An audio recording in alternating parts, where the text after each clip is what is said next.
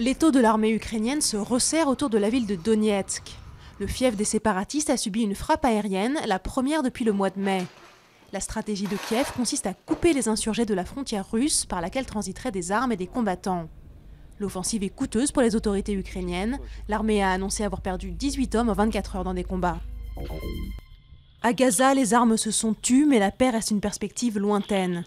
Les Égyptiens tentent de servir de médiateurs, mais Israël exige le désarmement du Hamas, ce que le mouvement islamiste refuse catégoriquement. Le bilan de près d'un mois de guerre s'élève à 1875 morts côté palestinien, 67 dont 64 soldats côté israélien. En Irak, les combats contre les djihadistes de l'État islamique continuent. Au nord de Bagdad, cette petite ville est assiégée depuis 2 mois.